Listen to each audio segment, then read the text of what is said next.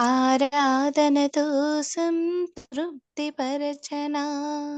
ఈ సమయముకైనా నా స్థితి ఏమైనా, ఈ సమయముకైనా నా స్థితి ఏమైనా, అడుగడుగున స్తుతించనా. ఆరాధనతో సంతృప్తిపరచనా. అడుగడుగున స్తుతించనా. ఆరాధనతో సంతృప్తిపరచనా. ఉదయము నీ నిద్రలేచినామయ్యా, రేయి పగలు కాపాడే యేసయ్యా.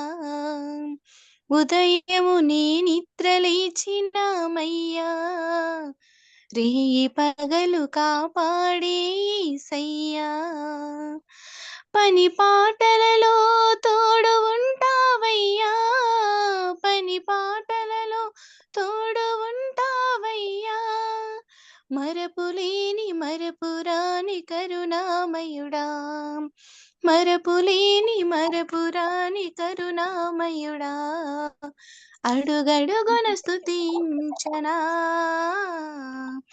ఆరాధనతో సంతృప్తిపరచనా. ఆరాధనతో సంతృప్తిపరచనా. అన్నపానములు నాకు ఇచ్చావయ్యా, అవసరాలు నాకెన్నో తీర్చావయ్యా. అన్నపానములు నాకు ఇచ్చావయ్యా, అవసరాలు నాకెన్నో తీర్చావయ్యా. వ్యాధి బాధలెందు సేద తీర్చావయ్యా, వ్యాధి బాధలెందు సేద తీర్చావయ్యా. నీ రక్తమే స్వస్థపరచే ఔషధమయ్యా, నీ రక్తమే స్వస్థపరచే ఔషధమయ్యా. అడుగడుగున స్తుతించనా. ఆరాధనతో సంతృప్తిపరచనా. ఆరాధనతో సంతృప్తిపరచనా. నివాసయోగ్యమైన ఇల్లు ఇచ్చావయ్యా, ఐశ్వర్య సంపదలు కూర్చావయ్యా.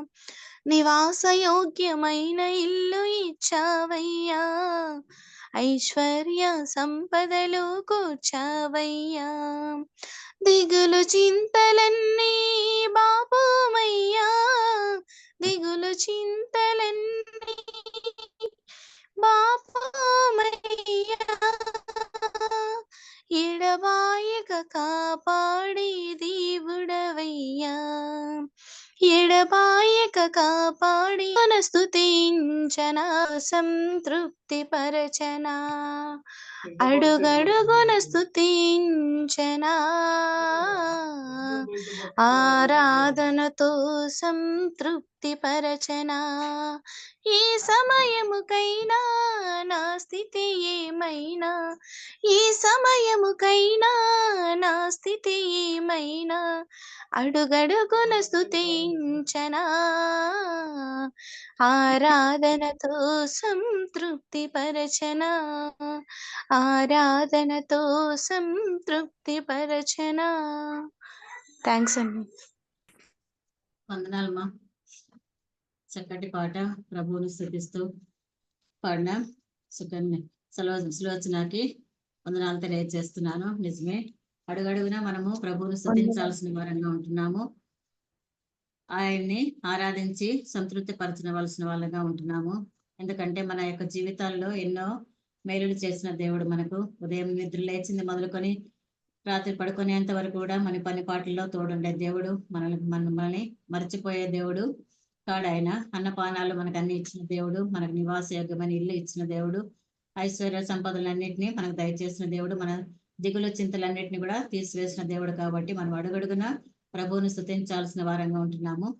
ఆ విధంగా మరొకసారి మనల్ని జ్ఞాపకం చేసినట్టు చక్కటి పాట పాడి ప్రభువుని స్తుతించినటువంటి సులోచనకు మరొకసారి ఎస్తరి ప్రేయర్ వారి తరపున వందనాలు తెలియజేస్తున్నాను. వందనాలు. వందనాలు. మన మధ్యలో ఉన్న సుకన్య ప్రసాద్ గారు ఫ్రమ్ నంద్యాల మనకు వాక్య పరిచర్య చేస్తారు. దయచేసి అందరూ మ్యూట్ లో ఉంచుకొని వాక్యాన్ని జాగ్రత్తగా వినవాలని కోరుతున్నాను.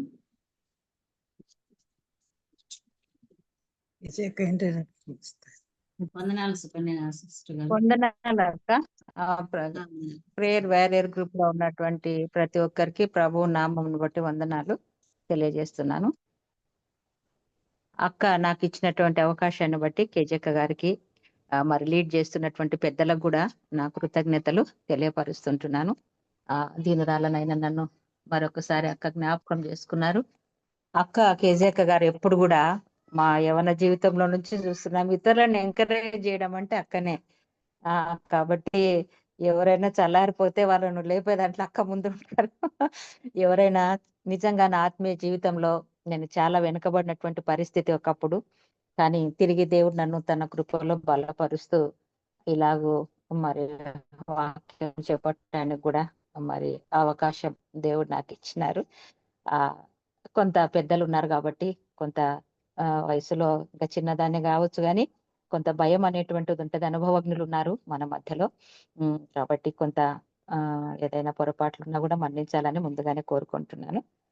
సమయం ఇచ్చినటువంటి అక్క గారికి, కాన్ఫరెన్స్ లో ఉన్నటువంటి ప్రతి ఒక్కరికి, జూమ్ లో ఉన్న ప్రతి ఒక్కరికి ప్రభు నామమును బట్టి వందనాలు. నన్ను గురించి పరిచయం చేయాల్సిన అవసరం అయితే అక్కకు లేదనుకుంటాను.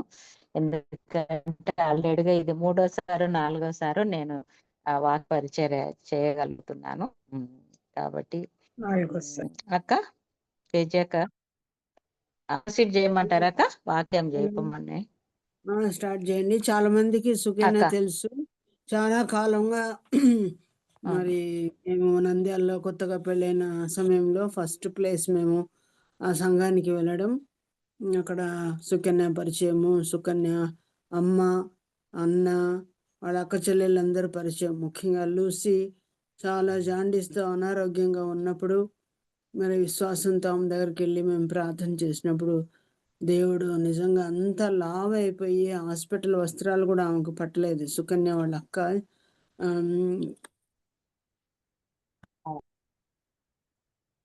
అటువంటి సమయంలో ఆ బిడ్డని ఇంకా లాభం లేదు తీసుకొని పోవాలని అనుకున్న సమయంలో రక్తస్రావ రోగం కలిగిన ఆ స్త్రీని ముట్టినట్టు దేవుడు నన్ను ముట్టినాడని చక్కని సాక్ష్యం చెప్పగలిగింది.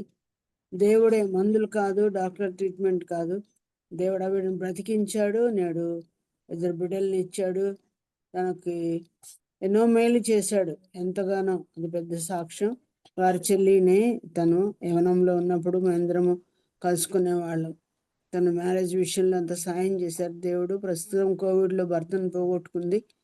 తన కోడలు చాలా బాగాలేనప్పుడు కెనడాలో ఉన్నాడు. ఆ అమ్మాయి కోసం కూడా బహుగా మనం ప్రార్థన చేసాం. ఆ అమ్మాయిని కూడా దేవుడు బ్రతికించాడు. నంద్యాల స్థానిక సంఘంలో ఉంటూ చుట్టుపక్కల ప్రాంతంలోను సంఘంలోను దేవుని కొరకు నమ్మకంగా బిడ్డ వాడబడుతుంది. 2 కుమారులు, 2 కుమారులకు కూడా పెళ్లిళ్ళు అయినాయి. మరి తన జీవితంలో ఎన్నో మేలు చేసింది, సాక్ష్యం కూడా చెప్పింది. 3-4 సార్లు అయింది తన వాక్యం కూడా చెప్పి కూడా.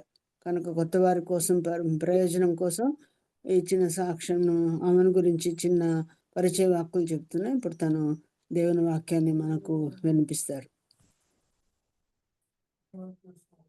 స్టార్ట్ చేయండి. థ్యాంక్ యూ అక్క. ఓకే అక్క. ప్రభు నందు ప్రియమైనటువంటి సహోదరులారా, సాక్ష్యాన్ని కొంత చెప్పినాను కానీ ఆ రోజు కొంచెం దుఃఖంతో నేను ఆపేసినాను. నా భర్తను గురించి నేను కొన్ని విషయాలు చెప్పడం చాలా అవసరం అని నేను తర్వాత తెలుసుకున్నాను. ఎందుకంటే నా పట్ల దేవుడు చేసినటువంటి ఆశ్చర్యకార్యాలు ఎన్నో ఉన్నాయి. దీవెనతో పాటు కష్టాలు, కష్టాలతో పాటు అనుభవంలో ఎన్నో బాధలు భరించినటువంటి జీవితం నాది. మరి వరప్రసాద్ అన్న గారు వాక్యము చెప్పగా నా భర్త ప్రభువుని నమ్ముకున్నారు. ఒక స్నేహితుడు ఉండేవాడు, ఫికామన్ అన్న అని చెప్పి. వీళ్ళ బ్యాక్గ్రౌండ్ అంతా కూడా ఫుల్ ఎస్పీజీ వాళ్ళు, మా భర్త వాళ్ళు. మేము మాత్రం మొదటి నుంచి మా అవ్వతాతల నుంచి మనకు ప్రభుదాసయ్య గారి సంఘం తప్ప మేము వేరే సంఘానికి ఎప్పుడు వెళ్ళిన వాళ్ళం కాదు. అటువంటి బలం మాకు సంఘంలో ఉంది. కానీ అదే పరిస్థితిలో మరి ఈయన ప్రభువు నమ్ముకోవడానికి వరప్రసాద్ అన్ననే కారణం. అన్న వాక్యం చెప్పగా మరి ప్రభు నమ్ముకొని చాలా నమ్మకంగా ప్రభు కొరకు సంఘంలో జీవించారు. సండే స్కూల్ తర్వాత యవనస్తుల మీటింగ్‌లకు హాజరు కావడం, డైలీ మీటింగ్స్, తర్వాత చాలా బలపడ్డాడు. ఇప్పటికి గూడా చనిపోయేంత వరకు గూడా దేవుని కొరకు నమ్మకంగానే నా భర్త జీవించినాడు. మంచి ఉద్యోగంలో ఉంటూ గూడా ఏ రోజు గూడా అవినీతికి గాని, అక్రమానికి గాని పాల్పడకుండా చక్కటి అనుభవముతో తన యొక్క ఆత్మీయ జీవిత యాత్ర ముగించుకున్నాడు. శరీరం సంబంధంగా నాకు ఎడబాపు కలిగినప్పటికీ మా ఇంట్లో ఆయన చేసినటువంటి పనులు మాకెంతో రోల్ మోడల్‌గా ఉంటాయి. ఆయనను మేము మరవజాలము, మర్చిపోలేము. ఎందుకంటే చాలా మంచి తండ్రిగా, చాలా మంచి భర్తగా తన జీవితాన్ని సంఘంలో ఒక మంచి సభ్యుడిగా ఆ సంఘం తన సాక్ష్యాన్ని కొనసాగించుకున్నారు. అలాగూ నాకు పరిచయం కావటం, తర్వాత అతనితో నా వివాహం జరగటం, ఆ తర్వాత మేము ఉద్యోగరీత్యా బేతంచెర్లకు వెళ్ళటం, బేతంచెరలో కొన్ని సంవత్సరాల తర్వాత మళ్ళీ వెల్దుర్తి నుంచి నంద్యాలకు రావటం, తిరిగి నంద్యాలలో స్థానిక సంఘంలోనే మేము చేరి అక్కడనే మరి సంఘంలో ఉంటూ కొన్ని సంవత్సరాలు మా పిల్లలకు వివాహాలైన ఈ సంఘంలోనే అక్కడే మా యొక్క జీవిత యాత్ర అంతా కూడా మేము కొనసాగించడం. ఆ తర్వాత ఇంతవరకు తను 3వ సంవత్సరం అయిపోయింది. 4వ సంవత్సరం నా భర్త చనిపోయినా తన యొక్క జ్ఞాపకాలు నాకు నా ఆత్మీయ జీవితానికి అనుభవాలుగా మిగిలిపోయినాయి. నేను వెనక నమ్ముకొని ఉండొచ్చు గానీ, తను నిదానంగా నమ్ముకున్న ఎంతో భక్తితో ఉండేవాడు. కొన్ని గంటలు ప్రార్థన, కొన్ని గంటలు వాక్య ధ్యానం. ఎంత బిజీ షెడ్యూల్ ఉన్నా గూడా ఉదయం ఆదివారము ఆరాధన చూసుకొని మళ్ళీ మధ్యాహ్నం నుంచి ఆఫీస్‌కి వెళ్ళేవాళ్ళు. అంత కరెక్ట్‌గా జీవించినాడు. అప్పుడు నాకు ఒక్కొక్కసారి అంత జీవితం నాకు లేదేమో అనిపిస్తది. తనే నాకు చాలా రోల్ మోడల్‌గా ఉండేవాడు. చాలా సార్లు ఒక్కొక్క రోజు నేను ప్రార్థనకు రాలేను, అలసిపోయినానన్నా గూడా ఇంట్లో ఉండి మనము కాలం వృధా చేయకూడదని మందిరానికి తప్పకుండా రమ్మని నన్ను ప్రోత్సాహపరిచేవాడనమాట. శనివారం విజ్ఞాపనకు బోర్ కొడతది, ఉత్త ప్రార్థనలు గదా! పోలే నేను టైర్డ్ అయిపోయానంటే గూడా వినేవాడు. అన్నిటికంటే ముఖ్యం మనకు ప్రార్థనే అని చెప్పి ఎవరు రాకపోయినా స్త్రీలు ఇద్దరు ముగ్గురే ఉండేవాళ్ళు, కానీ నేను వెళ్ళేదాన్ని. అలాగా నా భర్త నన్ను చాలా బలపరిచినాడు. కానీ దీనికంతటికి మరి అప్పుడు అక్క వాళ్ళు గూడా యూత్ మీటింగ్ తీసుకునేవాళ్ళు. వరప్రసాద్ అన్న పురుషులకు ప్రత్యేకంగా తీసుకుంటే, కేజీ అక్క మాకు ప్రత్యేకంగా తీసుకొని ఎన్నో అనుభవాలు మాకు నేర్పించేవాళ్ళక్క. యవ్వన జీవితంలో ఎలా ఉండాలి? ఎట్లా శోధనలొస్తే ఎట్లా తప్పించుకోవాలా? ప్రభువులో ఎట్లా జీవించాలి? ఇట్లా ప్రతి ఒక్కరిని ఎంకరేజ్ చేసేవాళ్ళక్క. ఎప్పుడైనా గుడికి రాకపోతే గనక పర్సనల్‌గా పిలిచి నన్ను అడిగారు. "ఎందుకు నువ్వు గుడికి రావడం లేదు? ఎందుకు మానుకున్నావు?" అని చెప్పి ఏదైనా కొంచెం వెనకబడినా గూడా వెంటనే మాది చాలా పేద కుటుంబం అయినా గూడా మా అక్క జబ్బుతో ఉన్నప్పుడు ప్రతిరోజు అక్క మధ్యాహ్నం వచ్చి మా అక్క కొరకు ప్రార్థన చేసి ఎంతో ప్రేమించేదక్క. కాబట్టి మా అవ్వ బెడ్‌లో ఉన్నప్పుడు గూడా ప్రతిరోజు టిఫిన్ తెచ్చి మా అవ్వకు పొద్దున్నే అందరికంటే ముందే అక్కడ చిన్న పిల్లలున్నారు. అన్న ఆఫీస్‌కి పోవాలి. అయినా గూడా మా అవ్వని దర్శించిపోయేదన్నమాట వృద్ధాప్యంలో. ఇట్లా మాకు కేజీ అక్క అంటే గనుక ఎంతో పద్మాంటి తర్వాత, భాగ్యాంటి తర్వాత మాకు కేజీ అక్క గారు ఎంతో పెళ్ళైన కొత్తలో గూడా అక్క చిన్న బిడ్డలు ఇద్దరు పాల్ బాబు, మళ్ళా ఈ బాబు ఇద్దరు గూడా చిన్న పిల్లలు, జాన్ బాబు. అయినా గూడా వాళ్ళిద్దరిని ఉమా అనేటువంటి చిన్న బిడ్డ ఉండేది. ఆమె దగ్గర వదిలిపెట్టి అక్క 2 గంటలకు పోతే 5 గంటలకో వచ్చేదక్క. నాకప్పుడు భలే అనిపిచ్చేది. అక్క ఏంటబ్బా ఇంత పెద్ద ఆఫీసర్ భార్య ఎండుకొని ఇంత తగ్గింపుగా ఇన్ని ఇండ్లు దర్శిస్తంటదక్క అని నేను అప్పుడు అక్కని గురించి చాలా అనుకునేదాన్ని నేను. అప్పుడు చిన్న వయసు నాది. అప్పటి నుంచి గూడా కేజీ అక్క అంటే మాకొక గుర్తింపు మా ఇంట్లో. కేజీ అక్క గాని, ఇంకా సంఘంలో భాగ్య ఆంటీ గాని, పద్మాంటి వాళ్ళు గాని, ఇట్లా మాకు వాళ్ళ ద్వారా మేమెంతగానో దీవించబడ్డాం. వారి ప్రార్థనలు నేటికి గూడా మా కుటుంబాలకు ఆశీర్వాదకరంగా ఉన్నాయండి. ఇలాగ చెప్పుకుంటూ పోతే అక్కని గురించి ఎంతో ఉంది. అందరం చెప్తానే ఉంటాం కేజీ అక్కని గురించి. ఎంత చెప్పినా తక్కువే అనిపిస్తది. చాలా మంది మనం అనుకోకుండా ఉండలేం అక్కను ముఖ్యంగా. ఇంతవరకు ఇంత వృద్ధాప్యంలో ఉండి గూడా అదే స్వరం వినిపిస్తది అక్కకు. స్వరంలో గూడా మార్పే లేదు. అక్క ఇంత అనారోగ్య పరిస్థితులలో ఎట్లా ఉన్నా గూడా ఆ స్వరం అదే స్వరం పెట్టినాడు దేవుడు కదా! కాబట్టి అక్కని బట్టి నేనెంతో దేవుడిని స్తుతిస్తుంటున్నాను. నాకిచ్చిన సమయం కొరకు దేవాది దేవునికి వందనాలు చెల్లిస్తుంటున్నాను. చిన్న క్లుప్త వాక్య ధ్యానంలోనికి నేను వెళ్తాను. ప్రియమైనటువంటి సహోదరులారా, పెద్ద అనుభవజ్ఞురాలనైతే కాదు కానీ దేవుడిచ్చినటువంటి సమయం మనం ఉపయోగించుకోవటం మనకు అవసరం. రూతు గ్రంథం 1వ అధ్యాయం. రూతు గ్రంథం 1వ అధ్యాయం 22వ వచనం. ఇది మనమందరము ఎరిగినటువంటి భాగమే. అయినా ప్రభు మనతో మాట్లాడతాడు. అట్లు నయోమియు ఆమెతో కూడా మోయాబీయురాలైన రూతు అను ఆమె కోడలును మోయాబు దేశం నుండి తిరిగి వచ్చిరి. వారిద్దరూ యవలకోత ఆరంభములో బెత్లెహేము చేరిరి. ఈ భాగంలో మనం చూసినప్పుడు రూతు ఎవరు అని మనం గమనించినప్పుడు రూతు మోయాబీయురాలు అని మనం చూస్తుంటున్నాం. ఈ మోయాబు దేశము యెషయా గ్రంథంలో 15వ అధ్యాయంలో మోయాబీయుని గురించి దేవుడు ఒక మాట చెప్తా ఉంటున్నాడు. యెషయా గ్రంథము 15వ అధ్యాయంలో మోయాబును గురించినటువంటి దేవోక్తి అని అక్కడ వ్రాయబడి ఈ యొక్క పట్టణాన్ని గురించి పెద్ద మంచి వాక్యాలు ఏవి కూడా లేవు. ఎందుకంటే ఇక్కడ ఏడుపు కనపడతా ఉంది. తర్వాత తల మీద బోడితనం కనపడతా ఉంది. గడ్డము కొరిగింపబడిన వాళ్ళు కనబడతా ఉంటున్నారు. సంత వీధులలో గోనె పట్ట కట్టుకోవాల్సినటువంటి పరిస్థితి కనబడతా ఉంది. ఇది ప్రలాపన, కన్నీరు ఇవన్నీ కూడా కనబడుతుంటున్నాయి. ఆ తర్వాత మోయాబీయులు యోధులు కేకలు వేయుదురు అనేటువంటి మాట కనబడుతుంది. మోయాబు ప్రాణము వణుకుచున్నది, అతనిలో వణుకుచున్నది అనగా వణుకు, భయం కనపడతా ఉంది. మోయాబు నిమిత్తము నా హృదయం అరచుచున్నది. దేవుడు మోయాబు విషయంలో ఎంతో తృష్ణగొనినటువంటి పరిస్థితులు ఇక్కడ మనకు కనబడతా ఉంటున్నాయి. అనగా ఇది శపించబడినటువంటి పట్టణంగా మనకు కనబడతా ఉంది. 9వ వచనంలో కూడా మనం చూసినట్లయితే మోయాబీయుల నుండి తప్పించుకొనిన వారి మీదికి, ఆ దేశములో శేషించిన వారి మీదికి సింహములను రప్పించేది. అంటగా ఆ సింహములు అంటే ఇంకా చంపివేయడానికి సింహాలు వచ్చేది. కాబట్టి మోయాబు దేశము మరి విగ్రహారాధనతో కూడినటువంటి దేశము. మోయాబు దేశము శపింపబడినటువంటి దేశము.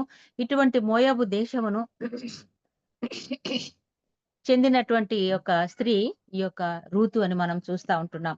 ఈ మోయాబు దేశానికి వెళ్ళవలసినటువంటి పరిస్థితులు కూడా మనం చూచినప్పుడు నయోమి మంచి దేశాన్ని వదిలిపెట్టి అనగా బెత్లెహేము రొట్టెలు దొరికేటువంటి ఆ యొక్క దేశాన్ని వదిలిపెట్టి ఆమె మోయాబు దేశానికి వెళ్ళినప్పుడు కొంత శాపం ఆమె కొని తెచ్చుకున్నట్లుగా, ఆమె దీవెనలు పోగొట్టుకున్నట్లుగా మనము చూస్తున్నాం. కుటుంబము పతనం అయిపోయినట్లుగా మనము చూస్తున్నాం. కారణం 1వ అధ్యాయము 2వ వచనంలో మనం గమనించినప్పుడు ఆమె పెనిమిటి చనిపోయినట్లుగా మనము చూస్తున్నాం.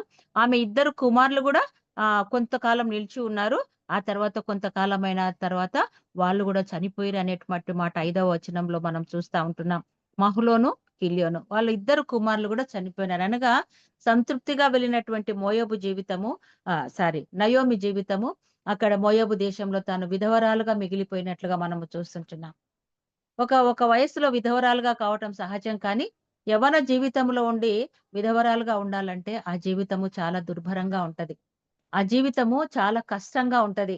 ఆ జీవితము ఎంతో భారంగా ఉంటది ఆ స్త్రీకి. కాబట్టి వయసు వచ్చిన తర్వాత 60 క్రాస్ అయిన తర్వాత ఒక భర్త చనిపోయినాడంటే ఇంకా అది వయసును బట్టో లేకపోతే కొంత పిల్లలు కూడా సెటిల్మెంట్ అయిపోయి ఉంటారు కాబట్టి అంత బాధపడవలసిన అవసరం ఉండదు. కానీ రూతును గురించి మనం చూచినప్పుడు ఈమె మోయాబీయురాలు అనేటువంటి యవనురాలు అని 2వ అధ్యాయము 7వ వచనములో మనము చూస్తుంటున్నాము. ఈమె మోయాబీయురాలు, కానీ ఈమె యవనురాలని మనం చూస్తా ఉంటాం. మోయాబు దేశము శపించబడినటువంటి దేశం. మోయాబు విగ్రహారాధనతో కూడినటువంటి దేశం. అటువంటి దేశములో రూతు జన్మించినట్లుగా మనము ఆమె జన్మస్థానం అదే, ఆమె జన్మస్థలం అదే. మోయాబు దేశంలో జన్మించింది. నేను అనుకుంటాను ఆమె ఒకవేళ దేవుని గురించి ఎరిగినటువంటి స్త్రీ కాదు. ఎవరు కూడా దేవుని గురించి అక్కడ చెప్పినట్లుగా మనకు లేదు. కానీ ఈ యొక్క నయోమి యొక్క జీవితము ఆ యొక్క రూతుతో ముడిపడినటువంటి సంబంధం. నయోమి దేవుని ఎరిగినటువంటి స్త్రీ, రూతు మరి విగ్రహారాధన కుటుంబంలో నుంచి వచ్చినటువంటి స్త్రీ. అత్త కోడళ్ళ యొక్క సంబంధాన్ని మనము చూచినప్పుడు వాళ్ళు తల్లి బిడ్డల వలె కలిసి జీవించినట్లుగా మనము చూస్తా ఉంటున్నాం. ఈ అనుబంధము ఎంత గొప్పది. కుటుంబంలో మరి ఐక్యత లేకుండా మనము పైకి రావాలంటే జరగదు. ఆ ఐక్యత ఉంటేనే కుటుంబంలో అత్త కోడళ్ళ మధ్య కానివ్వండి, తల్లి బిడ్డల మధ్య కానివ్వండి, తల్లి కొడుకుల మధ్య కానివ్వండి, సంబంధం అనేటువంటిది గట్టిగా ఉన్నప్పుడు కుటుంబము సంతోషంగా సమాధానంగా ఉంటది. కాబట్టి ఇక్కడ మనం చూస్తున్నాము మరి ఓర్ప రూతు ఇద్దరు కూడా మహ్లోను కిల్యోను చనిపోయిన తర్వాత విధవరాన్లు అయినారు. ఇద్దరు కూడా యవనురాన్లు. నయోమి రూతు ఓర్ప ఇద్దరు కూడా విధవరాన్లు అయిపోయినారు. సాధారణంగా విధవరాన్లు అయిపోయిన తర్వాత వాళ్ళు ఎక్కడికి వెళ్ళాలని ఇష్టపడతారు చెప్పండి? పుట్టింటికి వెళ్ళాలనుకుంటారు, అమ్మగారి దగ్గర ఉండాలనుకుంటారు. ఈ మధ్యలో ఓర్పాను గురించి మనం తెలిసినటువంటి మాటలు, ఆమె మధ్యలోనే తన మనసు మార్చుకొని వెళ్ళిపోయింది. కానీ రూత్ అయితే తన అత్తతో ప్రమాణం చేసింది కదా. ఆ ప్రమాణాలన్నీ కూడా మనము ఈ యొక్క 15, 16 వచనాల్లో మనం చూస్తాం. నా అంశం అది కాదు కాబట్టి అక్కడ ప్రమాణం చేసి తను ఒక నిశ్చయానికి వచ్చింది.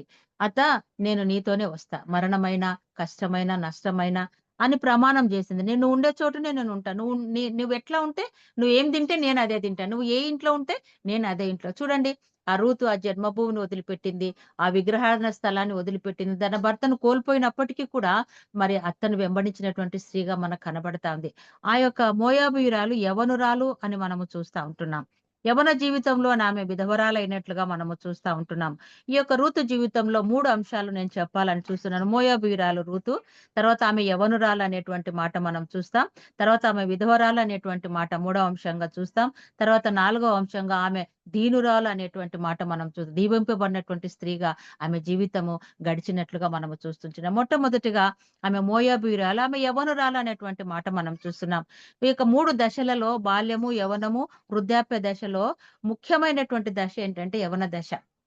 ఇది 16 ఏజ్ ఆ మధ్యలో, 15th ఏజ్ ఆ మధ్యలో స్టార్ట్ అయిపోతది యవన జీవితం. దాదాపుగా 30 ఇయర్స్ వరకు కొంత యవ్వనంలోనే ఉంటారు. వివాహాలు జరగాలన్నా, ఉద్యోగాలు రావాలన్నా, వాళ్ళ లైఫ్ సెటిల్మెంట్ కావాలన్నా ఈ 25 ఇయర్స్, 30 ఇయర్స్ లోనే వాళ్ళ జీవితం సెటిల్ అయిపోతా ఉంటది. ఇక్కడ మనం చూచినప్పుడు ఒకవేళ అంతకంటే తక్కువ వయస్సు కలిగినటువంటిదిగా ఈ మోయాబు మనకు కనబడుతుంది. కారణం ఏందంటే, ఈ చిన్నది ఎవరు అని బోయజు అడిగినాడు గదా! 2వ అధ్యాయంలో 5వ వచనంలో. అనగా అక్కడ మనకు కనబడుతుంది యవ్వనురాలే కానీ చిన్నది. అంటే నేను అనుకుంటాను ఒక 13, ఒకవేళ 14 ఇయర్స్‌లో ఉండొచ్చును. ఆ వయసులో ఉన్న వాళ్ళని కూడా మనం చిన్నదే అంటాం. తర్వాత వచ్చేసరికి ఆమె యవ్వనురాలు అనేటువంటి మాట మనకు కనబడతా ఉంది. వృద్ధాప్యంలో మరి విధవరాలు కావడం వేరు. యవ్వన జీవితంలో విధవరాలు కావడం వేరు. అందులో కొంచెం ఒకవేళ అందంగా ఉండవచ్చునేమో ఆమె. పిల్లలు లేరు కాబట్టి తన బలం ఉడిగిపోలేదు. మరి తన ముసలితనం రాలేదు. తను ఎంతో మంచిగా కనపడి ఉండవచ్చు రూతు కదా! చూడటానికి కూడా చక్కగా ఉండిందేమో. ఇక్కడ మనం గమనించినప్పుడు ఈమె మరి ఎక్కడికైతే దేవుడు నడిపించాడు, బెత్లెహేము దేశానికి దేవుడు నడిపించాడు. అత్తతో ఆరంభంలో వచ్చింది, ముగింపు వరకు అక్కడే ఉండింది. కానీ ఈమెలో ఉన్నటువంటి మంచి లక్షణం ఏంటంటే, ఆ యవనురాలైనటువంటి రూతు ఎక్కడికి వచ్చిందంటే, ఎవరి కటాక్షము పొందాలని దేవుడు నిర్ణయించాడో, ఏ వ్యక్తి దగ్గరికి వెళ్ళాలని దేవుడు నిర్ణయించాడో, ఆ వ్యక్తి దగ్గరికి దేవుడు నడిపించినట్లుగా మనము చూస్తా ఉంటున్నాం. ఒకవేళ బోయజు పొలంలో గాకుండా వేరొకరి పొలంలో లోకస్తులను ఆమె వెంబడించినట్లయితే, ఒకవేళ ఆమె జీవితము ఎన్ని అనర్థాలకు దారి తీసేదో మనం చెప్పలేం. కానీ ఒక నీతిమంతుడైనటువంటి, చచ్చిన వారికి, బ్రతికిన వారికి ఉపకారము చేసేటువంటి వాడు, ఎలీమెలెకు వంశపు వాడు బోయజు. దేవుని యందు భయభక్తులు కలిగినటువంటి వాడు, పనివారిని ప్రేమించేటువంటి మనసు కలిగినటువంటి వాడు బోయజు. అటువంటి పొలములోనికి ఆమె రావటం మనం చూస్తా ఉంటున్నాం. చేను కోయువారి మధ్య వెనక ఆమె పరిగె ఏరుకొనెను. చిన్న పని ఎన్నుకునిందండి. చాలా చిన్న పని. ఏరుకోవడం అంటే అది ఒక్కొక్క పరిగె ఏరుకొని, ఆ గింజలన్నీ ఆ గట్టుగా అరికిపోయేంత వరకు ఆ గింజలు పెట్టుకొని అట్లా చాలా కష్టపడినటువంటి జీవితం ఏరుకోవడం అంటే. కాబట్టి ఆ దుర్లగొట్టగా వచ్చినటువంటి గింజలు తీసుకొని అత్తమ్మ దగ్గరికి ఇంటికి వెళ్ళేదన్నమాట. అలాగా ప్రతిరోజు గూడా. చూడండి, ఆ పొలములో రూతు రావటాన్ని బట్టి ఆమె యొక్క జీవితం అంతా మారిపోయినట్లుగా మనము చూస్తా ఉంటున్నాం. పొలములో పని చేసినటువంటి రూతు అంత నమ్మకంగా పనిచేసింది కదండి. బోయజు యొక్క దయను పొందుకున్నటువంటి నయోమిని మనము చూస్తుంటున్నాం. బోయజు అంటున్నాడు కదా, ఈ పొలము గాక మరి ఒక పొలంలోనికి నువ్వు వెళ్ళవద్దు. నిన్ను వెంబడించవద్దని నేను యవనులకు ఆజ్ఞాపించున్నాను. 8, 9 వచనాలు మనం చూసినట్లయితే ఇదే 2వ అధ్యాయంలో. అప్పుడు బోయజు రూతుతో, నా కుమారి, నా మాట వినుము. వేరొక పొలములో ఏరుకొనుటకు పోవద్దు. దీనిని విడిచిపోవద్దు. ఇచ్చట నా పనికత్తెల యొద్ద నిలకడగా ఉండుము.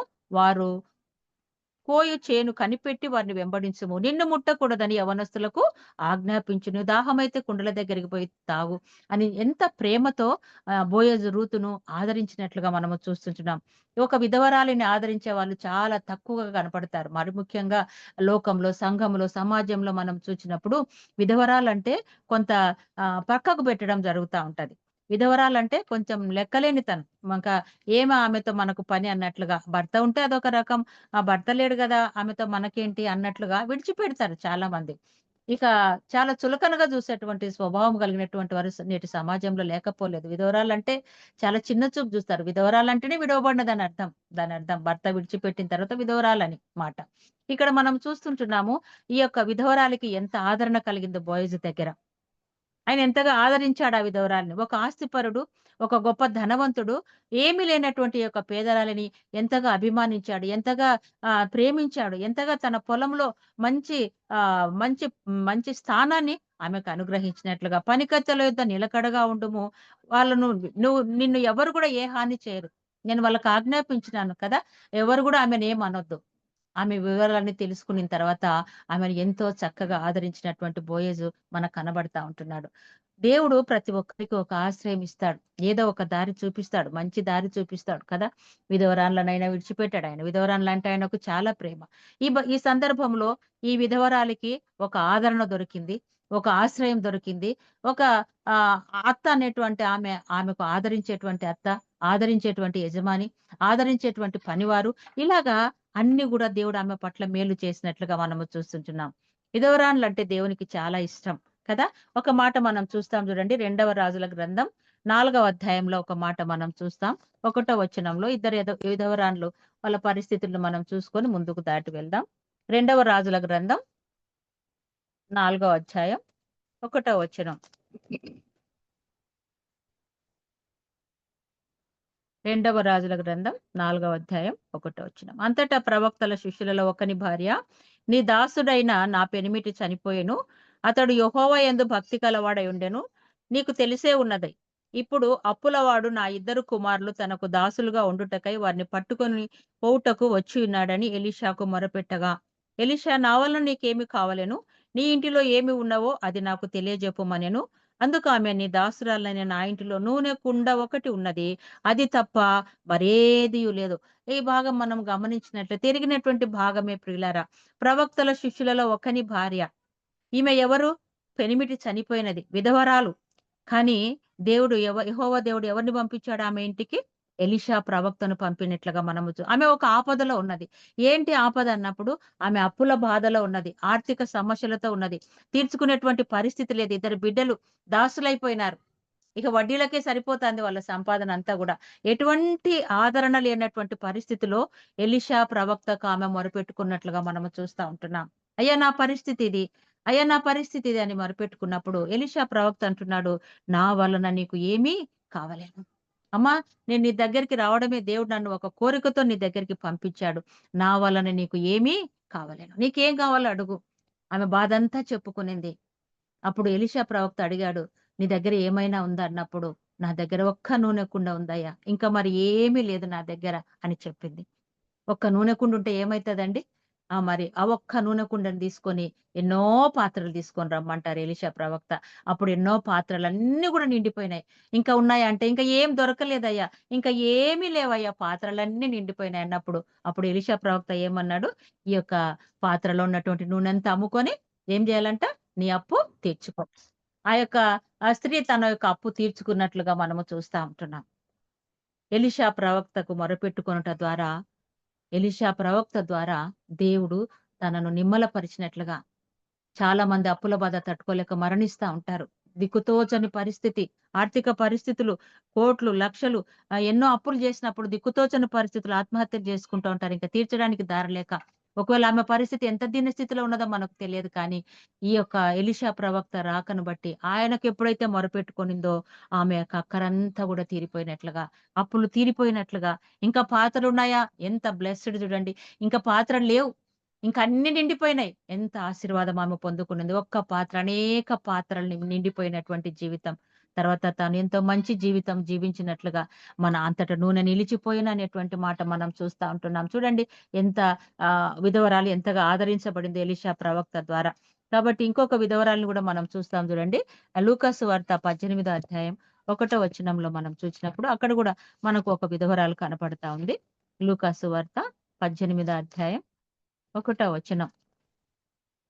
ఈ విధవరాల గురించి మనము చూస్తున్నప్పుడు ఒక విధవరాలు కదా, ఆ పట్టణంలో ఒక విధవరాలు ఉండెను. ఆమె అతని యొద్దకు తరచుగా వచ్చి, నా ప్రతివాదికిని నాకును న్యాయము తీర్చుమని అడుగుచూ వచ్చెను. కానీ అతడు కొంతకాలము ఒప్పకపోయెను. తర్వాత అతడు, నేను దేవునికి భయపడకయు మనుషులను లక్ష్య పెట్టకయు ఉండినను ఈ విధవరాలు నన్ను తొందర పెట్టుచున్నది గనుక ఆమె మాటి మాటికి వచ్చి గోజాడకున్నట్లు ఆమెకు న్యాయము తీర్తునని తనలో తాను అనుకొనెను. ఎంత చక్కటి మాట అండి, ఎంత చక్కటి మాట. ఈ ఈ యొక్క ఉపమానాన్ని యేసు ప్రభు ఎంత చక్కగా వివరించాడు. ఆ న్యాయస్తుడు ఎటువంటి వాడంటే, దేవునికి భయపడేవాడు కాదు, మనుషులను లక్ష్య పెట్టేవాడు కాదంట. అటువంటి ఆ యొక్క న్యాయాధిపతి ఒక పట్టణంలో ఉన్నప్పుడు ఈ విధవరాలు ఏం చేసిందంటే, మాటి మాటికి పోతా ఉంది. మాటి మాటికి తరచుగా, అయ్యా నాకు న్యాయం చేయి, అయ్యా నాకు న్యాయం చేయి అని మాటి మాటికి అడుగుతున్నప్పుడు ఈ న్యాయాధిపతికి చాలా చిరాకు పుట్టింది. చాలా కోపం వచ్చింది కదా! ఏమనుకున్నాడు? ఈమె మాటి మాటికి నా దగ్గరికి రాకున్నట్లు, ఈమె నన్ను గోజాడుకునుటనగా బ్రతిమలాడుకొనుట. ఈమె నా దగ్గరికి మాటి మాటికి రావద్దు. ఈమె నా దగ్గర మాటి మాటికి గోజాడుకొనవద్దని తనలో తాను అనుకోని, ఆ న్యాయాధిపతి ఆమెకు మరి న్యాయము తీర్చినట్లుగా మనము చూస్తా ఉంటున్నాం. మన ప్రభువు కూడా అంతే. మనం మాటి మాటికి ఆయన దగ్గరికి రావాలి. సిగ్గుమాలి మాటి మాటికి రావాలి. ఒకసారి ప్రార్థించాంలే, 2 సార్లు ప్రార్థించాంలే, ఇంకా చాలులే. ఇన్ని సార్లు ప్రార్థించినా నా కోరిక తీరలేదే, ఇన్ని సార్లు ప్రార్థించినా నేను అనుకున్నది జరగట్లేదని మనము చాలా సార్లు విసిగిపోతుంటాం. కానీ ప్రభువు మనల్ని పరిశీలిస్తుంటాడు. ఇంకా ఎన్ని సార్లు రావాలని దేవుడు కోరుకుంటున్నాడో. ఇంకా రా బిడ్డ నా దగ్గరికి, ఇంకా దూరంగానే ఉన్నావా? ఇంకా వచ్చి మొరపెట్టు, ఇంకా వచ్చి మొరపెట్టు, ఇంకా గోజాడుకో, ఇంకా బ్రతిమలాడు, మాటి మాటికి అడుగు, నేను ఇస్తా అన్నట్లుగా మరి ఆ విధవరాల యొక్క న్యాయాధిపతి న్యాయం తీర్చినప్పుడు ఎంతో సంతోషపడినట్లుగా మన ప్రభు దగ్గర కూడా మనం అలాగ చిన్న బిడ్డ వలె మాటి మాటికి గోజాడుకోవాలి కదా. మన బిడ్డ ఒకసారి చిన్నప్పుడు ఎప్పుడైనా ఒకసారి మనల్ని అడిగితే గనుక, ఏ పోరా, నా దగ్గర లేవు డబ్బులు అంటాం కదా. మళ్ళా వాడు వచ్చి అడుగుతాడు, మమ్మీ మమ్మీ ఒక 1 రూపాయన్నా ఇయ్యి అంటాడు కదా.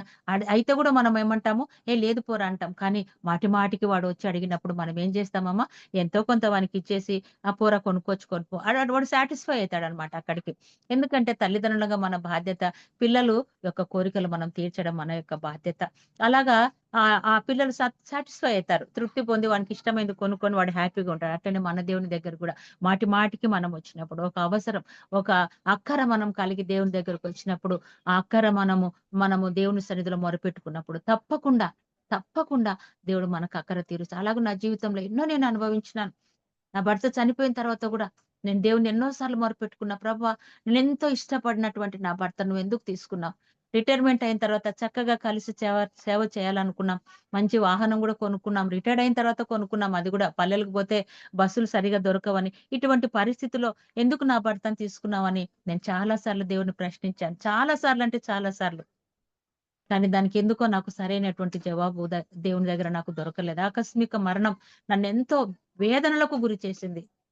కానీ నేను దేవుని కన్నీటితో ఎన్నోసార్లు రాత్రుల్లో ఒక్కొక్కసారి నిద్రపోకుండా కూడా మొరుపెట్టినది. ఎందుకు ప్రభా ఈ విధవరాలి జీవితం అనిపించింది నాకైతే. తోడు లేని జీవితం. ఎక్కడికైనా పోయిన ఇద్దరం కలిసేవాళ్ళం. ఎక్కడికి పోయినా ఇద్దరం కలిసి వెళ్ళేవాళ్ళం. ఎక్కడికి పోయినా కుటుంబంతో కలిసి వదిలిపెట్టే వాళ్ళే కాదు మమ్మల్ని అసలు ఒంటరిగా ఎప్పుడు కూడా. ఉదయం పోతే మధ్యరాత్రి కూడా లారీ పట్టుకొని ఇంటికి వచ్చేవాడు. ఎందుకంటే ఒంటరిగా ఉంటది పిల్లలతో. అంత ప్రేమించినటువంటి భర్తను ఎందుకు దూరం చేసినావు ప్రభు అని నేను చాలా సార్లు అడిగినప్పుడు, అది దేవుని చిత్తం, అలాగూ జరుగుట మరి దేవుని చిత్తం అని నేను చివరకు గ్రహించినాను ప్రియులారా. కొన్నిసార్లు దేవుడు మనకు ఇష్టమైన వాటిని మన దగ్గర నుంచి తీసుకుంటాడు. ఎందుకంటే మనం ఆయనకి ఇంకా సమీపంగా ఉండాలని. ఒక్కొక్కసారి మనల్ని పరీక్షిస్తా ఉంటాడు. అందుకంటే దేవుని కంటే ఎక్కువగా దేనిని కూడా మనం ప్రేమించకూడదు. ప్రేమిస్తే అది మనకు దక్కకుండా కూడా ఒక్కొక్కసారి దేవుడు చేస్తాడు. నా జీవితంలో నేను కొన్ని చేదైనటువంటి అనుభవాల గుండా ప్రయాణం చేయవలసి వచ్చింది. ఎప్పుడు దేవుని విడిచిపెట్టలేదు. కొద్ది రోజులు నేను బాధపడినా కూడా తిరిగి నా దేవుడే నన్ను కాపాడుతూ వస్తున్నాడు ఈ వరకు కూడా. కాబట్టి విధవరాలి యొక్క జీవితం, ఆ విధవరాలు మాటి మాటికి ఆ న్యాయాధిపతి యొద్దకు వెళ్లి న్యాయము తీర్చమని అడిగినప్పుడు, ఆ న్యాయాధిపతి న్యాయము తీర్చకుండునా? అవును ప్రియులారా, మనం కూడా దేవుని దగ్గరికి మాటి మాటికి వెళ్ళినప్పుడు దేవుడు తప్పక మన ప్రార్థన ఆలకిస్తాడు. ప్రార్థించవలసిన రీతిగా మనం ప్రార్థించినట్లయితే, అడగవలసిన రీతిగా మనం అడిగినట్లయితే, మాటి మాటికి మనం దేవుని మీద చాలా సార్లు అలుగుతా ఉంటాం. ఎన్నిసార్లు ప్రార్థన చేసినా జవాబు రాలేదే, ఇంకా ఏం ప్రార్థన చేయాలని ఒక్కొక్కసారి విసుగొస్తది మనకు కదా. అందుకే పైన 18వ వచనం 1వ వచనంలో మనం చూసినటువంటి మాట ఇదే లూకాసు వార్తలోనే. వారు విసుకక నిత్యము ప్రార్థన చేయుచుండవలననుటకు ఆయన వారితో ఈ ఉపమానం చెప్పడానికి కూడా ఒక కారణం ఉంది. అక్కడే దానికి ఉదాహరణ కూడా దేవుడు చెప్పాడు. విసుకక నిత్యము ప్రార్థన చేయాలి. చాలా సార్లు మనం విసుకుపోతా ఉంటాం. అయితే ఇక్కడ దేవుడు అంటున్నాడు, నిత్యము ప్రార్థన చేయుచుండాలి, విసుకక ప్రార్థన చేయాలి. ప్రార్థనలో విసుగు ఉండకూడదండి. దేవుని మనం ఎన్నిసార్లు బ్రతిమలన్నా తక్కువే. ఎందుకంటే ప్రాణమిచ్చి మనల్ని ప్రేమించి ప్రాణమిచ్చి మనల్ని కొన్నాడు. మనను ఆయన సొత్తు కదా. కాబట్టి మనం ఎన్నిసార్లు ఆయన దగ్గరికి వచ్చినా కూడా కొదవనే ఇంకా రావాలి. ఆయనకు సమీపంగా ఉండాలని ఆయన కోరుకొని ఒక్కోసారి మనల్ని కష్టాలలో నడిపిస్తాడు. ఆయనకి ఇష్టపడిన బిడ్డలకు కష్టాలు పెడతాడు. ఆ బిడ్డ నా దగ్గరలోనే ఉండాలా, దూరం పోకూడదు, ఎక్కడికి పోకూడదు, నాతోనే ఉండాలా, అందుకే నీకు ఈ కష్టాలు, ఇంకా దగ్గరికి రా అంటా ఉంటాడు దేవుడు. వాక్యం ద్వారా మనతో మాట్లాడుతూ అంటాడు. సేవకులు చెప్పే వాక్యాలు మనల్ని ఆదరిస్తా ఉంటాయి. ఈ విధంగా ఆయనకు సమీపంగా మనం జీవించాలంటే కొన్ని కష్టాల గుండా మన జీవిత యాత్ర తప్పకుండా ప్రయాణం చేయవలసిందే ప్రియులారా. నా జీవితంలో ఉన్నటువంటి అనుభవం అదే.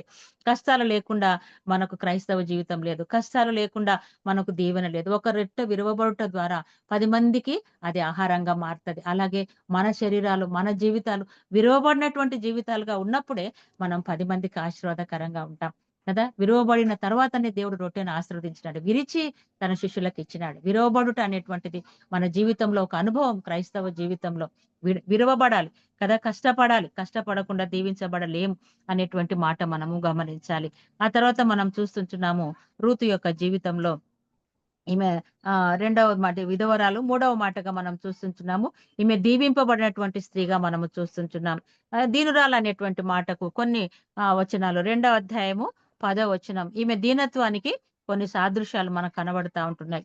2వ అధ్యాయం 10వ వచనంలో మనం చూసినప్పుడు, అందుకు ఆమె సాగిలపడి తల వంచుకొని, ఏమి తెలిసి పరదేశినైన నాయందు లక్ష్యం ఉంచున్నట్లు నీకు కటాక్షము కలిగెను అని చెప్పగా, బోయజు నీ పెనిమిటి మరణమైన తర్వాత నీవు నీ అత్తకు చేసినదంతయు నాకు తెలియబడను. నీవు తల్లిదండ్రులను నీ జన్మభూమిని విడిచి ఇంతకు ముందు నీవు ఎరుగని జనమునొద్దకు వచ్చితివి.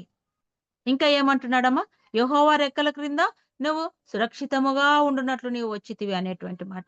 13వ వచనంలో మనం చూసినప్పుడు, నేను పనికత్తులలో ఒకదానిని కాకపోయినను నీవు నన్ను ఆదరించి నీ దాసురాలనగు నా యందు ప్రేమ కలిగి మాట్లాడితివి కనుక నా యెడల నీకు కటాక్షము కలగనిమ్మని. ఆ తర్వాత వచనాలన్నీ కూడా మనం చూసినప్పుడు ఈమె యొక్క దీనత్వానికి సాదృశ్యంగా సాగిలపడినటువంటి స్త్రీగా, బోయజు దగ్గర సాగిలపడినట్లుగా మనము చూస్తుంటున్నాం. ఆమె దీనత్వం మనకు కనబడతా ఉంది.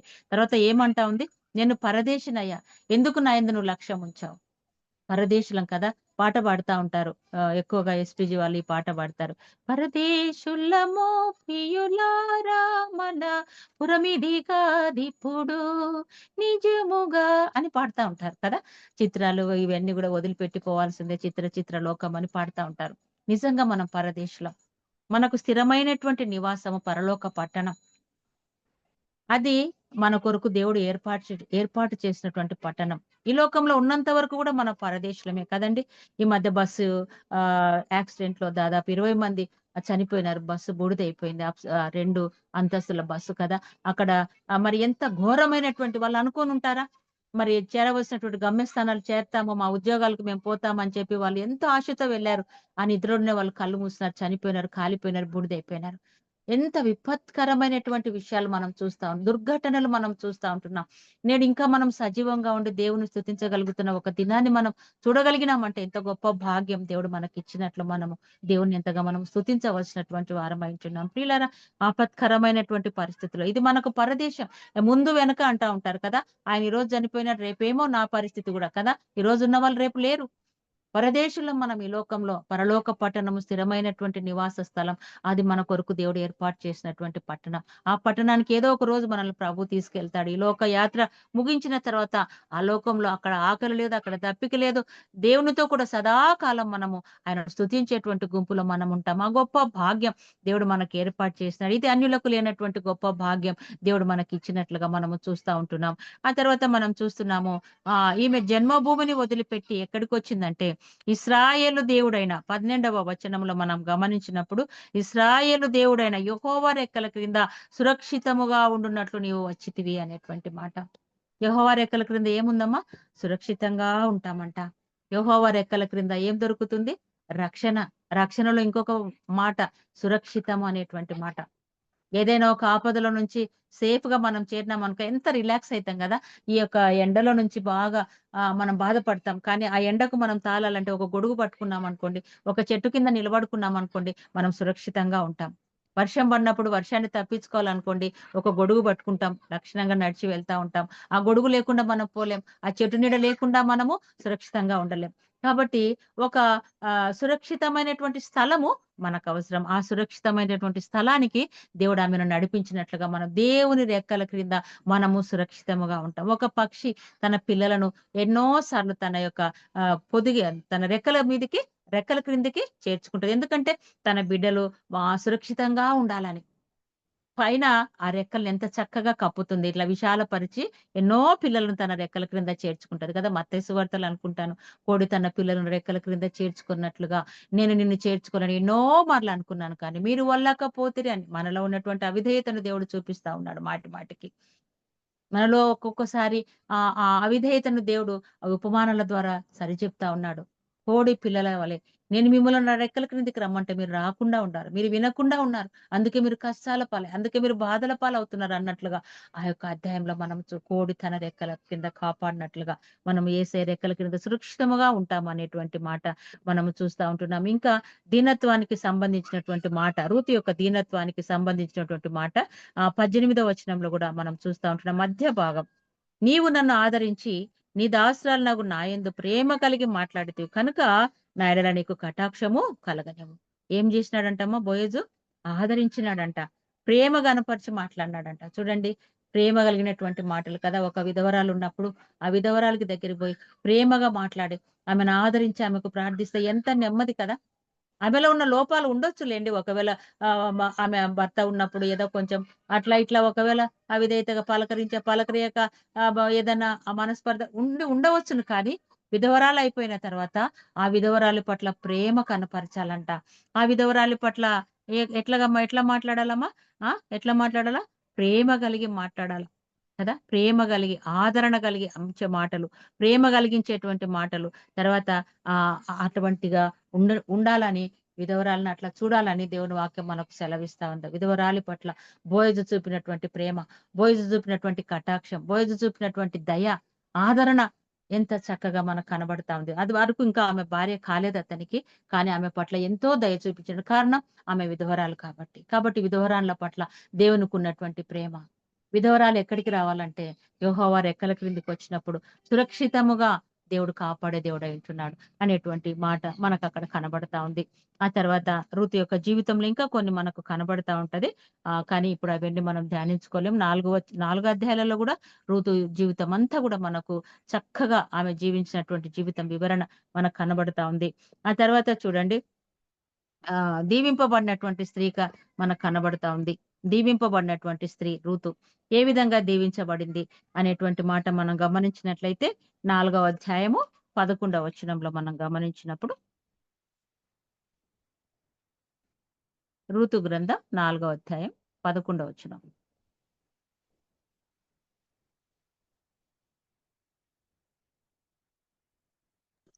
అందుకు పురద్వారమున నుండిన ప్రజలందరూ పెద్దలను మేము సాక్షులము, యెహోవా నీ ఇంటికి వచ్చిన ఆ స్త్రీని ఇశ్రాయేలు వంశమును వర్ధిల్ల చేసిన రాహేలును పూరణ దానిగాను లేయాను పూరణ దానిగాను చేయనుగాక. చాలు సిస్టర్, థ్యాంక్ యూ. ఇక్కడ మనం గమనించినట్లయితే రాహేలు, వర్ధిల్లిన రాహేలుని ఇక్కడ చూపిస్తా ఉంటున్నారు. దేనికి కారణమైంది రాహేలు చెప్పండి? ఇశ్రాయేలు వంశమును వర్ధిల్ల చేసినటువంటి రాహేలుని ఇక్కడ జ్ఞాపకం చేసుకుంటున్నాం.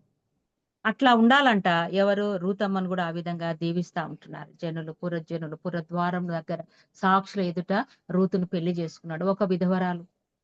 మరి ఆయన చూస్తేనేమో పెద్ద ఆస్తిపరుడు, మంచివాడు, మంచి మనస్తత్వం కలిగినటువంటి వాడు, గొప్ప ఉపకారము చేసినాడు రూతమ్మకు.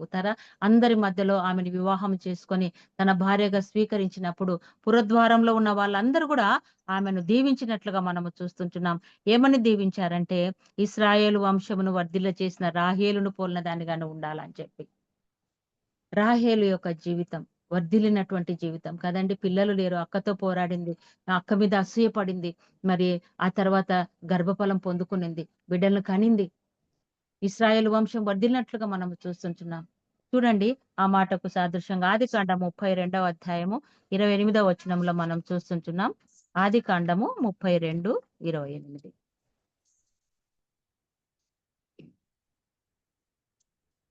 ఇది ఒక ఉదాహరణగా నేను చదువుతాను. అప్పుడు చూడండి, 26వ వచనం చదువుతాను. ఆయన తెల్లవారుచున్నది కనుక నన్ను పోనిమ్మనగా అతడు, నీవు నన్ను ఆశీర్వదించితేనే కాని నిన్ను పోనీయను అనెను. ఆయన, నీ పేరేమని అడుగగా యాకోబు అనెను. అప్పుడు ఆయన, నీవు దేవునితోనూ మనుషులతోనూ పోరాడి గెలిచితివి కనుక ఇక మీదట నీ పేరు ఇశ్రాయేలే గాని యాకోబు అనబడదు. ఇశ్రాయేల్ అనేటువంటి మాటకు కింద ఏమనే ఫుట్ నోట్ లో ఉందంటే 2 అనే అంకె వేసినారు కదా. ఏముందమ్మా కింద ఫుట్ నోట్ లో? దేవుని ముఖము కదా. దేవునితో పోరాడు దేవునితో పోరాడు పోరాడేవాడు. దేవునితో పోరాడినటువంటి వాడు అనేటువంటి మాట మనం చూస్తున్నాం. చూడండి, ఆశీర్వాదాల కొరకు పోరాడినాడు యాకోబు. మనం కూడా పోరాడకుంటే మనకు ఆశీర్వాదాలు రావు, కష్టపడకపోతే ఆశీర్వాదాలు రావు. ఇంకా మనము ఈ ఈ ఈ ఈ భాగంలో మనం చూసినప్పుడు ఎంతసేపు పోరాడినాడంటే మనకు అందరికి తెలుసు కదండి. మరి తెల్లవారేంత వరకు కదా, రాత్రి జాము మొదలుకొని తెల్లవారేంత వరకు పోరాడినాడు. ఇశ్రాయేలుగా మార్చబడ్డాడు. ఇశ్రాయేల్ అనగా దేవునితో పోరాడువాడు అనేటువంటి అర్థం. దేవునితో పోరాడి గెలిచినటువంటి వాడు. రాహేలు కూడా దేవునితో పోరాటం కదా, అక్కతో పోరాడి గెలిచి బిడ్డలను కనింది ఆమె కూడా. ఇంకా దేవుడు నా యొక్క వంశాన్ని వర్ధిల్ల చేసినాడండి, సంతోషపడింది. ఆ యొక్క ఇశ్రాయేలు వంశం వర్ధిల్లినట్లుగా మనము చూస్తా ఉంటున్నాం. ఇక్కడ ఈ భాగంలో యాకోబు ఇశ్రాయేలుగా మారుట, ఇశ్రాయేలుగా ఆశీర్వదించబడుట మనం చూస్తుంటున్నాం. దేవుడు అతనిని ఆశీర్వదించిన అనేటువంటి మాట మనం చూస్తా ఉంటున్నాం. ఆ తర్వాత ఈ యొక్క ఇశ్రాయేలు తొడగూటి మీద ఉన్న నేటి వరకు వాళ్ళు తినరంట. ఇది ఒక తొడగూడు వసలేన అనేటువంటి మాటకు తొడగూడు తినరంట. అప్పటి నుంచి ఎక్కడ కూడా వాళ్ళు ఎంత గట్టి పట్టుదల కలిగినటువంటి వారు ఇశ్రాయేలు ప్రజలు. చూడండి, ఇశ్రాయేలు ప్రజలు అనగా ఎవరు చెప్పండి? ఐగుప్తు దేశంలో నుంచి విడిపించబడినటువంటి వారు, ఐగుప్తు బానిసత్వంలో నుంచి విడిపించబడినటువంటి వారు ఇశ్రాయేలు ప్రజలు కదా. ఆ పాపపు బానిసత్వం నుంచి విడిపించబడంటే ఇశ్రాయేలు ప్రజలు ఎన్నో కష్టాలు పడ్డారు, ఎంతో పని చేశారు. వాళ్ళ యాత్ర, వాళ్ళ యొక్క 40 సంవత్సరాలు అరణ్య యాత్రలో ప్రయాణం. అక్కడి ఆహారం ఎక్కడ ఆహారం తింటారో తెలియదు, ఎక్కడ పడుకుంటారో తెలియదు, ఎక్కడ ఉంటారో తెలియదు. కానీ దేవుడు వారికి అగ్నిస్తంభంగా మేఘస్తంభంగా ఉండి వారిని నడిపించి ఆ తర్వాత వాళ్ళని ఐగుప్తు దాసత్వం నుంచి విడిపించినట్లుగా మనము చూస్తున్నాం. అలాగే మన ప్రభువు కూడా పాపపు దాసత్వం నుంచి మనల్ని విడిపించాడు. ఒకప్పుడు పాపులం కదండి. ఎఫెసీ పత్రిక 2వ అధ్యాయం 1వ వచనంలో వ్రాయబడినట్లుగా మీ పాపముల చేతను మీ అపరాధముల చేతను మీరు చచ్చిన వారై ఉండగా అనేటువంటి మాట. ఒకప్పుడు మన స్థితి ఎలాంటిదంటే చచ్చిన వారం. ఇక చచ్చిపోయిన వారు దేనికి పనికొస్తారండి? దేనికి పనికిరారు. కానీ బ్రతికించాడు ప్రభు. మన స్థితి ఎందుకు పనికిరానటువంటి పరిస్థితి, కానీ పాతి పెట్టవలసినటువంటి పరిస్థితి పాపముతోనే. కానీ మన ప్రభు మనలను బ్రతికించినట్లుగా మనము చూస్తా ఉంటున్నాం. పాపముల చేత అపరాధాలు ఎన్నో, లెక్కలేనన్ని అపరాధాలు, లెక్కలేనన్ని పాపాలు. తల్లి గర్భంలో జీవిస్తూనే, తల్లి గర్భంలో పుడుతూనే మనం పాపలం, పెరుగుతూ పాపలం. ఎన్నో ఎన్నో ఎన్నో లెక్కలేనన్ని కౌంట్లెస్ పాపాల అపరాధాలు ఎన్నో ఉన్నాయి. కానీ వాటన్నిటి నుంచి ప్రభు మనల్ని విడిపించి, దాసత్వం నుంచి విడిపించి, పాపపు దాసం అనే కాడి నుంచి మనల్ని విడిపించి, రక్షణ అనేటువంటి ఒక మోక్ష మార్గం మనకు, పరలోకపు టికెట్ మనకు దేవుడు ఇచ్చినట్లుగా, అదిగో నిత్య రాజ్యములోనికి మనం ప్రవేశించడానికి మనల్ని ప్రభు అర్హులుగా చేశాడు. ఆ బంగారు పట్టణం, ఆ దగదగ మెరిసేటువంటి పట్టణం, అది ఎల్లప్పుడూ దేవుని స్తుతించేటువంటి ఆ యొక్క మరి జీవితం దేవుడు మనకి ఇచ్చినాడు. వేలాది దేవదూతలు కదండి. యెషయా గ్రంథం 6వ అధ్యాయంలో రాయబడి దూతలు, కెరూబులు ఎంతో మంది ఉంటారు అక్కడ. ప్రతి గానములతో స్తుతి గానములు జరుగుతూ ఉంటాయి. ఆరేసి రెక్కలు కలిగినటువంటి కెరూబులు ఉంటారు. వాళ్ళతో కూడా మనం కూడా దేవునితో స్తుతించేటువంటి గొప్ప భాగ్యము దేవుడు మనకు ఇవ్వబోతున్నట్లుగా యెషయా గ్రంథం 6వ అధ్యాయంలో కూడా మన స్తుతులతో అక్కడ ఆకలి ఉండదు, అక్కడ దప్పిక ఉండదు కదా. ఆ పరలోకం మన దేశం అండి, దేవుడు మనకిచ్చినటువంటి దేశం. అక్కడ ఆకలి లేదు, అక్కడ దప్పిక లేదు, అక్కడ దూతలు పాడుతూ ఉంటారు. కొత్త పట్టణం, ఇక ఎప్పుడు చూడనటువంటి పట్టణంలోనికి దేవుడు మనల్ని తీసుకెళ్తాడు. శుద్ధ సువర్ణమైనటువంటి పట్టణం. అక్కడ సూర్యుడు అక్కర్లేదు, అక్కడ చంద్రుడు అక్కర్లేదు, అక్కడ ఆకలి ఉండదు, అక్కడ దప్పికుండదు అనేటువంటి మాట మనం చూస్తున్నాం. దివారాత్రము దేవునితో కలిసి మనం జీవించవచ్చు. ఇంకా దేనికి అక్కడ కొరతనే ఉండదండి ప్రియులారా. ఈ శరీరం విధించబడిన తర్వాత ఈ యొక్క మహిమ శరీరం దేవుడు మనకిచ్చినప్పుడు అక్కడ యుగాయుగములు ప్రభుతో కూడా మనం సంతోషించేటువంటి భాగ్యం దేవుడు మనకు ఇస్తాడనేటువంటి మాట మనం చూస్తున్నాం. ఇశ్రాయేలు ప్రజలు ఎవరనగా దాసత్వంలో నుంచి విడిపించబడినటువంటి వారు అనేటువంటి మాట మనము చూస్తా ఉంటున్నాం. కాబట్టి ప్రియమైనటువంటి దేవుని బిడ్డలారా, దీవించబడినటువంటి జీవితం కదా. దీవించబడినటువంటి స్త్రీ ఎవరండి? రాహేలు ఇశ్రాయేలు వంశను వర్ధిల్ల చేయడానికి కారణమైనట్లుగా మనము చూస్తా ఉంటున్నాం. రాహేలు గర్భం ఒకసారి మూయబడినప్పుడు దేవుడు తిరిగి ఆమెను జ్ఞాపకం చేసుకొని ఆమె గర్భము తెరిచెను అనేటువంటి మాట. ఇశ్రాయేలు వంశం వర్ధిల్లటానికి రాహేలు కారణమాయను అనేటువంటి మాట మనం చూస్తా ఉంటున్నాం. ఎంత గొప్ప భాగ్యం అండి. శపించబడిన వారిని సైతము దీవెనకరంగా మార్చేవాడు. యాకోబు కూడా మోసం చేశాడు, అన్నను మోసం చేశాడు, పారిపోతా ఉంటున్నాడు. అటువంటి సమయంలో దేవునితో పోరాడినప్పుడు అక్కడ ఆ శాపగ్రస్తమైనటువంటి ఆ యొక్క విడుదల పొందుకొని ఆ దీవించబడి మంచి జీవితం జీవించినట్లుగా మనము చూస్తా ఉంటున్నాం. ఆ రాహేలు కోసం ఎంత కష్టపడ్డాడు, ఆ మందని మేపాడు. ఎన్నో ఏండ్లు కదా! 7 సంవత్సరాలు ప్లస్ 7 సంవత్సరాలు 14 సంవత్సరాలు రాహేల్ కోసం కష్టపడి, ప్రేమించి ఆహ్, వ చాలా చక్కగా ఆమెను వివాహం చేసుకొని మంచి జీవితము జీవించినట్లుగా మనం చూస్తా ఉంటున్నాం. ఆశీర్వదించబడినటువంటి జీవితం కావాలి మనకంటే ముందుగా మనకు పోరాటం ఉంది. విరగ్గొట్టబడాలి, నలగొట్టబడాలి. అనేక సార్లు మన జీవితంలో పోరాటం అనేటువంటిది జరుగుతా ఉంటది. జట్టి అయిన వాడు పోరాడినట్లుగా మనం పోరాడాలి. జట్టి అయిన వాడు మరి వెనక్కి తిరిగి చూడడు అనేటువంటి మాట మనం చూస్తుంటున్నాం. వెనక్కి తిరిగి చూస్తే వాడు పోరాడలేడు. సైనికుడు కాలేడు. తన త ద స సైనికుడు అనేవాడు ప్రాణం పోగొట్టుకోవడానికి కూడా సిద్ధంగా ఉండాలి. నా భార్య ముఖ్యం, నా బిడ్డలు ముఖ్యం అనుకుంటే సైన్యంలో చేరలేడు. ఒకసారి నాగటి మీద చేయి పెట్టినవాడు వెనుకకు తిరిగి చూడకూడదని దేవుని వాక్యం సెలవిస్తా ఉంది. సైనికుడైన వాడు, జట్టి అయిన వాడు పోరాడినట్లుగా ఉంటది మన పోరాటం. లోకంలో ఎన్నో రకాల సమస్యలు, ఎన్నో రకాల అవమానాలు, ఎన్నో రకాలైన నిందలు, ఎన్నో రకాలుగా ప్రజలు మనలను విశ్వాసులే అనుకుంటాం గానీ ఎన్నో సార్లు బాధించబడతా ఉంటాం. ఎన్నో సార్లు వేధించబడతా ఉంటాం. ఎన్నో సార్లు అవమానించబడతాం. ఎన్నో సార్లు ఆర్థిక ఇబ్బందులకు గురి కావాల్సినటువంటి పరిస్థితి, వేదనలకు గురి కావాల్సినటువంటి పరిస్థితి. ఇది ఒక పోరాటం ప్రియులారా.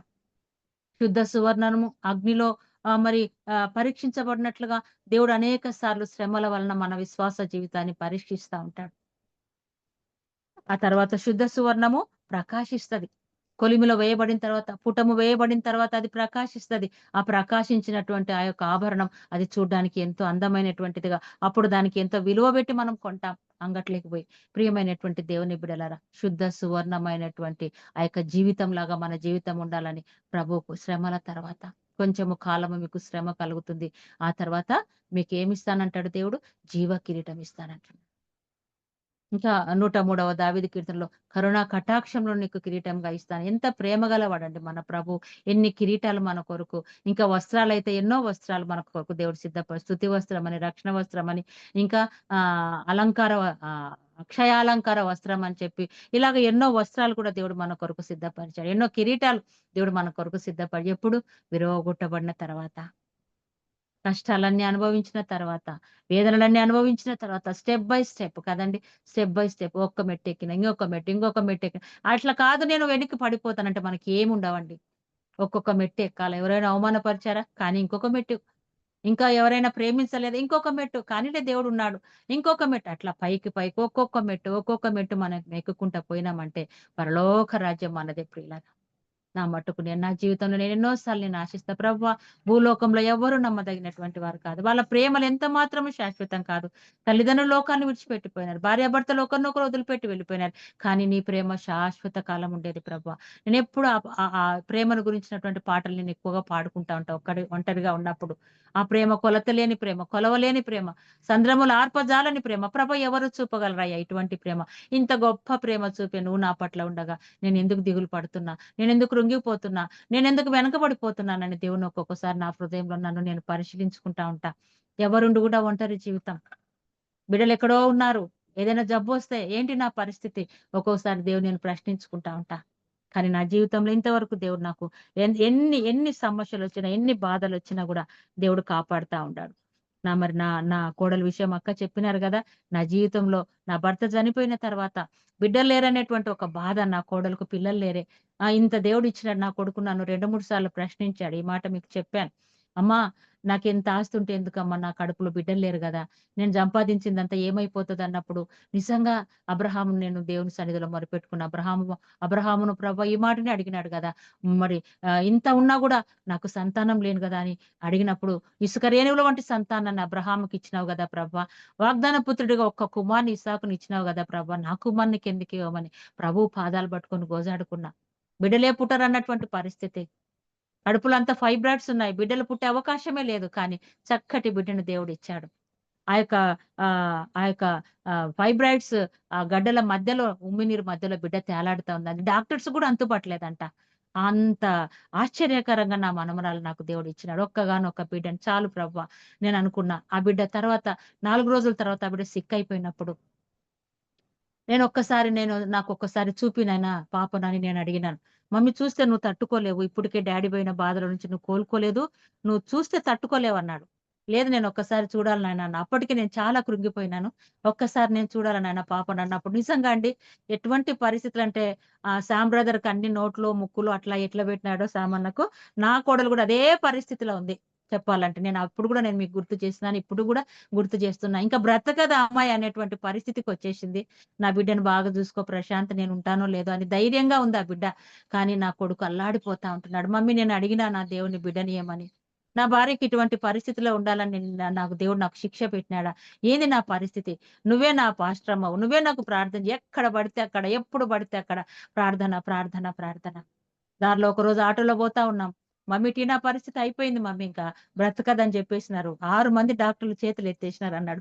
నేను వెంటనే ఆటో ఆపినాను. ఒక శుభకార్యానికి పోతున్నాం మా బంధువుల ఇంట్లో. బాబు ఏదో ఫంక్షన్ ఉంటే పోతా ఉన్నా. మా అక్క నేను ఆటో అక్కడ నిలబెట్టి చెట్ల దగ్గరికి పోయి ఆ తల మీద ముసుకేసుకొని నేను అక్కడ చెట్ల దగ్గరనే నేను దేవుని ఆకాశం వైపు నా చేతులు ఎత్తి ప్రార్థించిన, ప్రభువా నీకు అసాధ్యమైంది ఏది లేదు కదా, నా బిడ్డను ఒక్కసారి చూడనైనా, వాడి తప్పిదాల వాడి బలహీనతల క్షమించు ప్రభా అని నా కుమారుని పక్షాన నేను దేవుని వేడుకున్నా. ఆ ఫంక్షన్ కి పోయినా కూడా నేను వెంటనే మా బంధువుల ఇంట్లో తలుపేసుకొని పోయి నేను ప్రార్థన చేసుకుంటా. వాళ్ళేమో సంతోషంగా డిన్నర్లు చేస్తా ఉన్నారు, నేనేమో ప్రార్థన చేసుకుంటా ఉన్నా. ఎందుకంటే దేవుడు మనం ప్రార్థిస్తే తప్పక మన ప్రార్థన ఆలకిస్తాడు. అలాగా తిరిగి సజీవంగా బిడ్డను తల్లి బిడ్డలు క్షేమంగా సంతోషంగా ఇప్పుడు ఎంత హ్యాపీగా ఉన్నారంటే అంత హ్యాపీగా ఉన్నారు. ఇది అంత ఎవరిచ్చిన అందరందే ఎంతమంది ప్రార్థనలు చేసినారంటే, మరి నేను అప్పుడు ఇంకా ఈ ఎస్తేర్ ప్రేయర్ వారియర్ గ్రూప్ లో నేను ఇంకా పరిచయంగా లేను నేను. ఎందుకంటే నాకు అప్పుడు బాగా డిప్రెషన్ లో ఉన్నాను.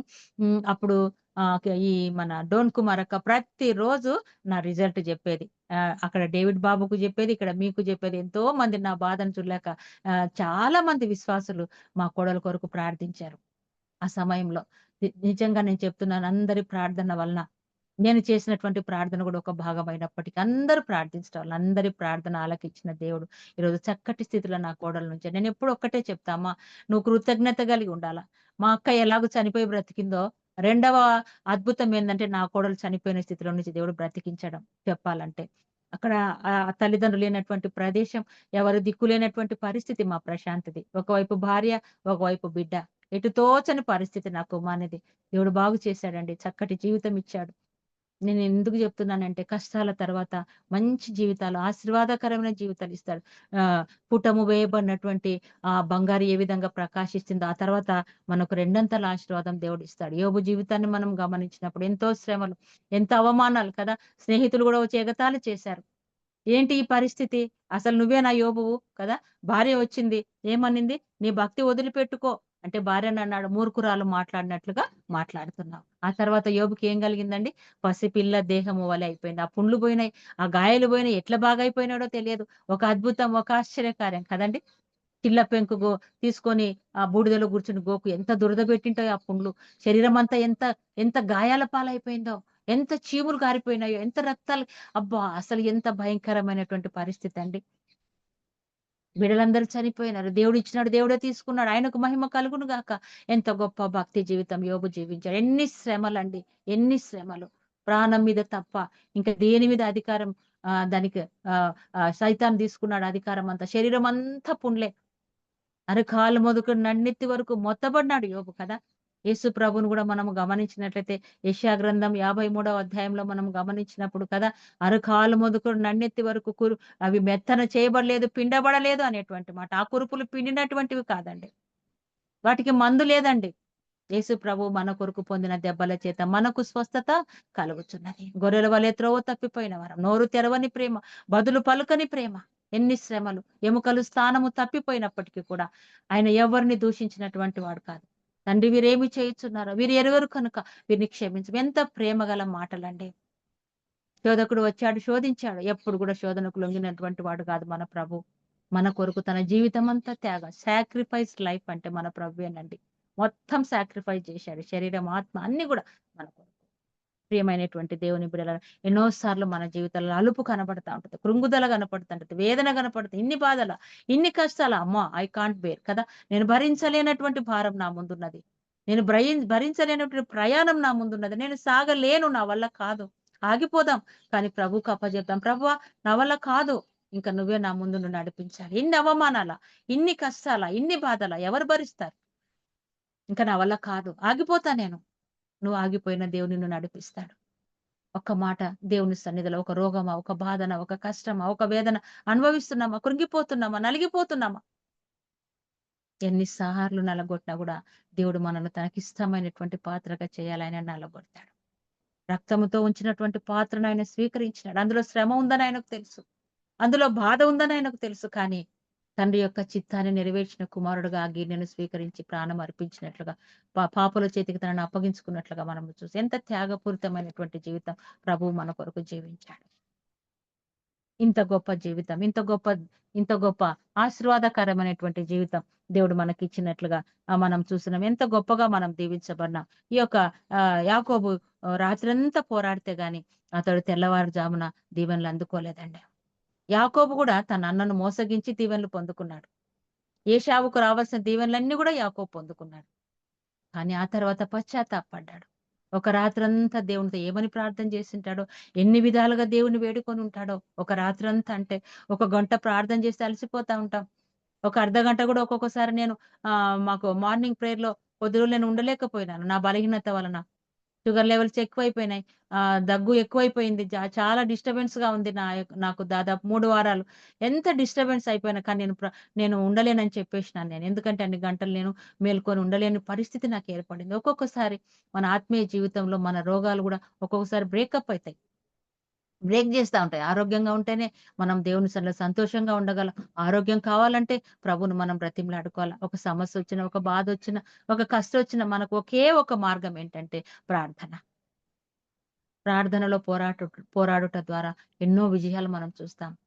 గర్జించు సింహం వలె సాతాను మన చుట్టే తిరుగుతా ఉంటదండి. మన చుట్టే తిరుగుతా ఉంటది. ఎంతగా మనల్ని కృంగదీస్తదంటే, ఏం ప్రార్థన చేసుకున్నావు? ఏం దేవుణ్ణి వేడుకున్నావులే. ఇంత చాలులే ఇంకా ఈ ప్రార్థన. ఇట్లా అనేక సార్లు మనకు కృంగుదల, అనేక సార్లు మనకు ప్రార్థన మిస్ చేస్తా ఉంటాం. దేవుణ్ణి మనం ప్రార్థన ద్వారానే సమస్తమును మనం సాధ్యం.